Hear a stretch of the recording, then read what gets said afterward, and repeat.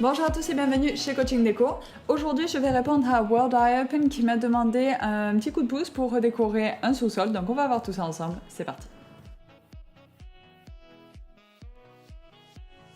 Si ce n'est pas encore fait, pensez à vous abonner, à cliquer sur le gros bouton rouge, à déclencher la petite sonnette pour être au courant de toutes les vidéos et comme ça vous deviendrez vite un as de la déco. Allez, c'est parti avec les conseils. Alors tu me dis que tu as un sous-sol d'environ 100 mètres carrés, que tu veux garder 40 mètres carrés pour ton garage et que les 60 mètres carrés restants sont un petit peu libres à décorer.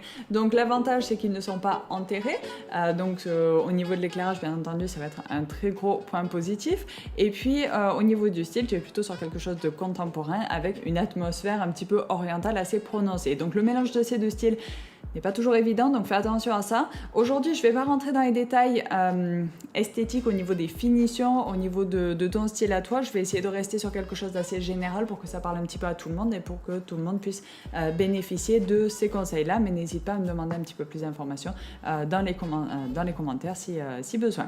Allez, c'est parti. Mon premier conseil, il faut penser à l'ergonomie et à la fonction de chaque espace. Donc pour ça, il va falloir te poser une série de questions. Oui, je sais, c'est un petit peu la base, donc ça revient dans beaucoup de vidéos. Mais voilà, il va encore falloir se poser des questions et savoir un petit peu l'usage qu'on veut faire de cet espace. Donc là, malheureusement, je ne pourrais pas répondre à ta place. C'est vraiment à toi de le faire en fonction de tes besoins et puis de tes envies aussi. Tu as quand même un bel espace en haut et en bas. Voilà, tu as la place de faire quelque chose qui te plaît. Donc à toi de voir si tu as besoin peut-être d'une chambre d'amis, si tu dois recevoir souvent du monde ou des amis. Éventuellement, pourquoi pas une bibliothèque, une salle de jeu, une salle audio, vidéo, éventuellement.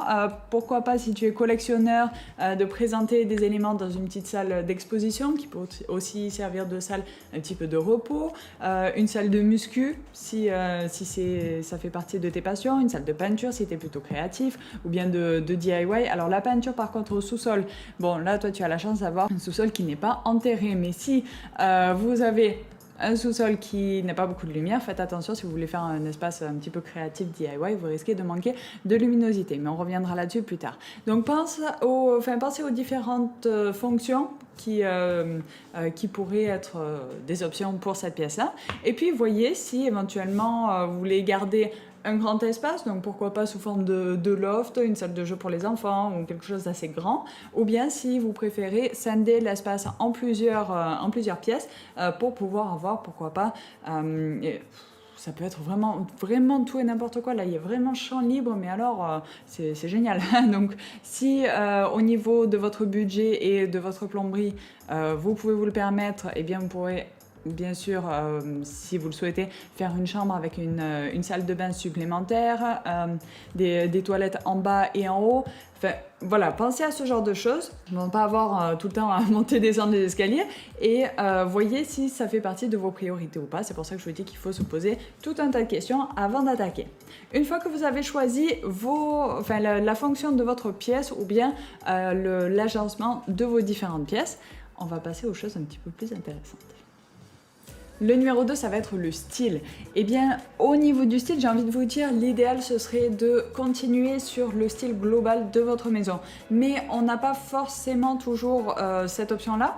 On est parfois confronté à deux styles différents si vous habitez à plusieurs et parfois ça peut un petit peu se contredire et un sous-sol ça peut être un bon endroit pour s'exprimer librement. Par exemple, si vous êtes, je sais pas, passionné de hockey sur glace, voilà. Admettons, eh bien, vous n'allez pas forcément utiliser votre amour du sport dans toute la décoration de votre maison. Ça pourrait être un petit peu étouffant pour les personnes qui habitent avec vous. Donc pourquoi pas exprimer cette passion-là dans votre sous-sol tout simplement et puis faire un espace qui vous ressemble. Donc voyez quand même en amont avec les personnes qui vous sont chères, qui habitent avec vous, d'avoir leur permission en aval, sinon ça pourrait être un petit choc quand ils rentrent du travail. Mais voilà, ça pourrait être une bonne option pour vous exprimer librement sans forcément empiéter sur la zénitude familiale. Le numéro 3, on va s'attaquer aux couleurs. Alors au niveau des couleurs, on va bien sûr prendre en considération le style et l'ambiance souhaitée, mais également la hauteur sous plafond. Dans un sous-sol, on n'a pas forcément la même hauteur sous plafond que ce que vous allez avoir dans une chambre ou dans un salon. Donc prenez ça en compte. Plus votre plafond est bas, plus j'aurais envie de vous conseiller déjà pour le plafond, bien sûr, de partir sur une couleur claire. Donc j'ai fait une autre vidéo sur comment choisir la couleur de son plafond. Ça, vous pouvez aller voir ça là-bas. Mais voilà, si vous avez un plafond bas, préférez des couleurs claires pour agrandir visuellement l'espace. Mais prenez quand même en considération la fonction de la pièce. Si par exemple vous voulez faire une salle de cinéma chez vous, bon, à ce moment-là, on va plutôt partir sur des couleurs un petit peu sombres comme du bordeaux, du vert profond, du noir éventuellement, pour pouvoir tamiser un petit peu tout ça et se concentrer uniquement sur l'écran, ou du moins sur la projection au mur. Donc prenez ça en compte aussi, c'est important. Mais voilà, si globalement vous voulez faire soit une chambre, un espace lecture, quelque chose comme ça, vous avez besoin d'un petit peu plus de luminosité, pensez à rester sur des couleurs claires pour contrer justement le manque de lumière dû au fait que vous êtes dans un sous-sol et en plus que vous ayez des risques d'avoir un plafond assez bas. Le numéro 4, ça il faut y penser vraiment en amont avant de commencer ces travaux, c'est tout simplement la luminosité. Donc là tu as la chance d'avoir un sous-sol qui n'est pas enterré, donc tu dois avoir quand même pas mal de lumière, donc c'est un point positif, mais c'est pas forcément le cas de tout le monde. Donc si vous n'avez pas, si votre sous-sol est enterré, à ce moment-là il va falloir faire un effort au niveau de la lumière. Là aussi, ça va être en fonction, bien sûr, de l'objectif de votre pièce. Donc, si c'est une salle de cinéma, il n'y aura pas les mêmes luminaires que si c'est pour un espace créatif ou bien si vous aimez la couture, vous voulez vous faire une pièce de couture. On n'aura pas forcément les mêmes besoins au niveau de l'éclairage. Donc prenez tout ça en compte. Là, toujours pareil, bon, j'ai fait une autre vidéo sur comment gérer son éclairage, donc je vous mets les liens là dans la barre d'infos. Et puis vous pourrez aller voir tout ça. Donc ce sera un petit peu plus détaillé, sinon je vais m'étaler et ça risque de prendre un petit peu de temps. Voilà. Le numéro 5, ne vous pressez pas et prenez le temps de gérer votre confort. Je m'explique. Dans un sous-sol, on a souvent tendance à un petit peu négliger les finitions, la qualité de l'isolation, l'emplacement des interrupteurs, des prises, etc. C'est un petit peu l'espace négligé de la maison, contrairement où, dans le reste de la maison, vous allez avoir tout qui va être bien pensé parce qu'on aura pris le temps de le faire et puis le sous-sol est c'est un petit peu la pièce rapportée qui est souvent un petit peu négligée. Donc ce qu'il faut faire très très attention, c'est que quand vous allez rentrer dans votre sous-sol, il ne faut pas qu'on ait l'impression de sortir de la maison et d'aller dans un sous-sol. Il faut vraiment qu'on ait l'impression de rentrer donc soit dans une pièce à fort caractère si c'est ce que vous avez envie de créer. Donc si par exemple vous êtes fan de hockey, toujours, il faut qu'on rentre dans un espace, mais presque un espace d'exposition. Et si vous voulez plutôt créer une chambre d'amis avec une salle de bain annexe, etc., il faut qu'on ait l'impression que ça coule de source et que c'est vraiment la continuité de votre maison. Donc faites attention à la transition au niveau de la porte, de l'escalier, des finitions, de l'isolation, de l'emplacement des interrupteurs, bien sûr. Donc si c'est rattaché à un garage, on n'aura pas forcément les interrupteurs au bon endroit.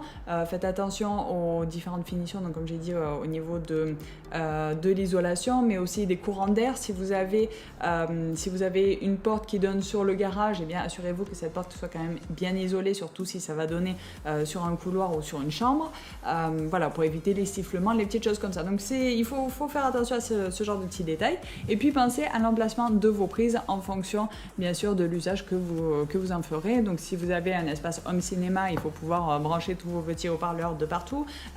Il faut avoir bien sûr une petite lumière supplémentaire un petit peu douce pour pas vous faire mal aux yeux quand vous allez être face à l'écran. Si vous préférez plutôt faire un espace couture, détente, lecture, prévoyez des lumières d'appoint pour pouvoir lire tranquillement. Donc pensez à ce genre de petites choses. Et puis bien sûr pensez à l'ergonomie, donc gérer correctement le flux, j'ai envie de dire, de circulation dans votre sous-sol. Bon, logiquement, il ne devrait pas y avoir trop de monde dans votre sous-sol, sauf exception, mais c'est quand même important de ne pas venir se heurter aux meubles, de devoir faire des demi-tours inutiles, etc. Donc ça peut être intéressant de faire un petit plan rapide quand même, au moins à la main, même si vous n'êtes pas très à l'aise avec les plans, mais au moins faire un petit sketch rapide sur une feuille de brouillon pour voir s'il n'y a pas des éléments qui gênent, si la taille de vos meubles est adaptée, et aussi, avant d'acheter vos meubles, pensez à la taille des meubles et à la possibilité de les démonter et de les remonter, parce que là vous êtes dans un sous-sol, vous n'avez pas forcément la même accessibilité que dans un salon par exemple. Dans un salon on a souvent une grosse baie vitrée pour passer le canapé, dans un sous-sol ça va être beaucoup plus compliqué. Donc pensez à ça en amont avant de faire vos achats, sinon ça peut poser problème. Et voilà, c'est tout pour aujourd'hui, j'espère que ça vous a plu. Si c'est le cas, laissez-moi des petits pouces bleus, pensez à vous abonner, à déclencher la petite sonnette et comme ça vous serez au courant de toutes les vidéos et vous deviendrez vite un as de la déco. Bon, dans la fin, j'espère que j'ai répondu à ta question, j'espère que cette vidéo te sera utile. Je suis vraiment désolée pour le retard de cette dernière, je t'avais dit que ça sortirait probablement pour le 1er novembre. Et depuis, ça a été vraiment la folie chez Coaching Déco. J'ai passé beaucoup de temps sur le terrain et voilà, au niveau des questions sur YouTube, j'ai eu beaucoup de demandes pour des vidéos comment dire, un petit peu plus populaires. Donc voilà, j'ai préféré les passer en priorité parce que je crains que le sous-sol ne soit pas forcément la priorité de tout le monde. Malheureusement, il n'y a pas tout le monde qui a eu la chance d'avoir un sous-sol. Donc c'est pour ça que cette vidéo a été décalée. Finalement, ça a été beaucoup plus long que prévu. Je pensais pas que ça allait être autant décalé, donc je suis vraiment désolée. Et puis voilà, si tu as besoin d'autres conseils, surtout n'hésite pas, j'essaierai de faire un petit peu plus vite la prochaine fois. Promis.